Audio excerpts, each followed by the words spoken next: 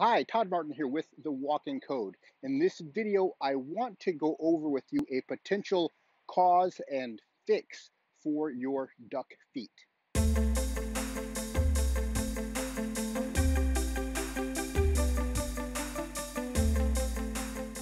Most people are probably already aware of what duck feet are, but if you are not, what duck feet are is an external turnout of the feet at an angle outward when you are standing or when you're walking. Walking with duck feet can be a problem, particularly over the long haul, because when you're standing and walking with duck feet, the weight is transferring over the inside of your knee and the inside of your ankle, causing extra stress on those joints. Over time, that extra stress can lead to wear and tear, causing knee arthritis or even causing your ankle joint to buckle inward and your arches on the feet to collapse. So if you do walk with duck feet, it is important that you try your best to fix it if it's possible. In this video, I'm going to try to determine if you have a potential quick fix for your duck feet, or if you have something that's going to take some more work with a therapist or some other type of treatment. The first thing I want to do to assess the issue with your duck feet is to check your hip mobility and see if that's an issue. In order to do this, I want you to stand with your feet facing straight forward and good posture, vertical posture with your pelvis in a level position. Once you get that position, I want you to check your hip mobility by first turning your feet inwards so they're touching, and then turn your feet outward so they're facing out. From a position with your hips about shoulder width apart, you should be able to turn your feet out 45 degrees and turn in 45 degrees without too much of a difficulty. If you can do this, then hip mobility is not the cause of your duck feet. Once you've ruled that out, we want to do a quick check on the position of your knee over your ankle to determine if there's any external turnout of your tibia that could be causing your duck feet. To do this, stand with your feet straight forward again, and then look down at your knees and see if your knees are roughly lined up over your ankles and over your feet. If your knees are buckled inward, that could be an indication that your tibia is turned out relative to your knee, and that could be a problem that is going to require some further evaluation. But let's assume your hip mobility is fine, turning in and out, and your knees are lined up over your ankle and your feet. You may have a problem causing duck feet that is related only to the way you are functioning or your pattern of movement of your core that's causing the feet to turn out. And that can be fixed quickly by adjusting the pattern of movement to the correct one for normal walking technique. So that's what we're going to review in this video, how to change your core pattern of movement so your duck feet will turn back forward and you can reduce the risk of wear and tear over your knees and ankles that will occur over time if you continue walking duck-footed. In order to understand what's going on with the core and the pattern of movement that is going to lead to duck feet, we have to understand that the direction we move in when we're walking is going to be determined by our abdominal core rotation.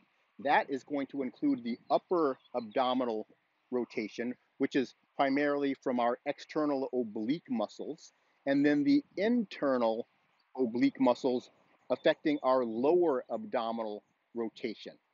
So I am using my upper abdominal rotation to turn to the right using my left upper abdominal muscles and to the left using my right upper abdominal muscles. The lower abdominal muscles move in the opposite direction from the upper abdominal muscles. I use my right lower abdominal muscles to turn my body and my pelvis to the right, and I use my left lower abdominal muscles to turn the pelvis to the left.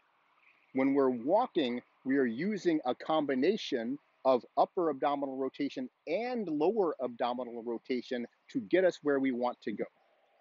Let me back up a few steps and show that when we're walking in a straight line, we are using upper abdominal rotation forward on the side of the standing leg and lower abdominal rotation backwards on the side of the standing leg in order to step forward.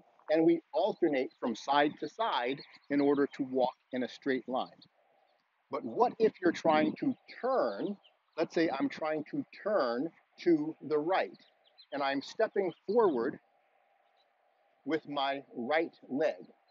If I want to move straight, I'm going to place my foot down by turning my upper torso forward on the right. My foot is going to place straight, and then I can transfer weight and step forward. But what if I want to turn to the right?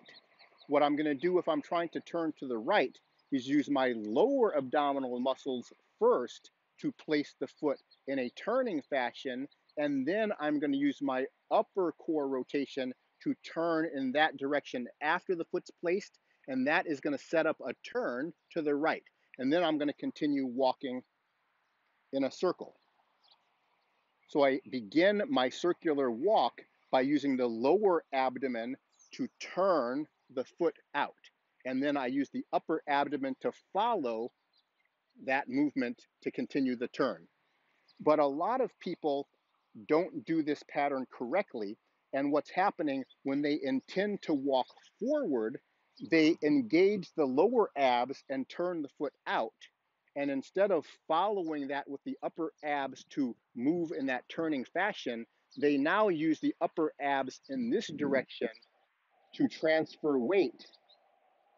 And then they end up placing with their standing leg turned outwards because that was the original intention of the lower abdominal rotation.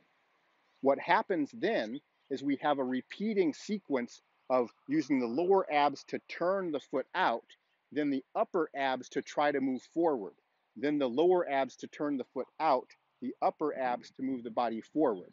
And you end up with a walking pattern that looks like this. The arms will generally swing around in a circular fashion or curved fashion like this, instead of swinging forward and back in a direct linear manner. So instead of this pattern of arm movement, you end up with this rounded sort of arm movement. That is caused by the incorrect sequence of abdominal core rotation. So let me review again. If I want to walk straight forward, I'm going to turn my upper torso to bring the foot down, and I'm going to turn my lower torso to change weight, and then I'm going to step through. When I want to turn to the right, I'm going to first use my lower abdominal core to bring the foot down, and then the opposite side of the upper abdominal core to change weight. And now I've set up a curve that I can continue to walk in a circle. With the duck feet, we are starting as if we're going to turn, but then straightening the body back out with the upper core instead of following the body in that turn. And we end up causing this mistaken sort of gait pattern that we call duck feet. Now, the real problem that can cause an issue with being able to fix this is that over time, the continued stress on the lower leg may eventually cause your hip turnout to be so much and so continuous that your hip muscles are going to stiffen, and then they're not going to be able to be turned in with normal flexibility, and then correcting the pattern of movement could become difficult over time. And then also for people who have been walking duck-footed for a very long period of time, it is possible to have that continued outward stress on the leg with each step start to actually turn the tibia outward over time, and then your tibia actually is not going to be lined up correctly, so your knees actually will be buckled inward when you're standing, when your feet are facing straight forward. And that's because your lower leg has been turned out relative to your knee over time due to this repeated stress. My hope for you is that you can recognize your duck feet, if you have it, before you develop either hip stiffness or an external turnout of your tibia that then makes the problem very difficult to fix. But if we've caught you at a position where you have normal internal and external rotation, of the hip and your knees are lined up evenly directly over your ankles and your feet, then you are at a point where you could work on this pattern of movement and fix your duck feet relatively quickly. Think of the pattern: turn with the upper torso, then tuck, and then lift forward. Turn with the upper torso, tuck with the lower torso or lower abs, and then lift forward. Turn, tuck, lift. Turn, tuck, lift. That's what you should be thinking in your head as you're trying to fix this pattern. Turn, tuck, lift, not tuck, turn, lift, or tuck, turn, lift. If you work on that pattern of core movement, I hope that you can use that to correct your duck feet in time before you have any further stress on your joints. I hope you liked this video. If you did, click the like button, share the video with anybody you know who might be walking duck-footed, subscribe to the channel if you're not already a subscriber, and click on the bell to get notifications for my future videos. Also, if you are joining as a member, you will have access to our Zoom video tutorials on walking, where I'm going to be having people on Zoom where we can see each other and discuss particular walking issues that people may have.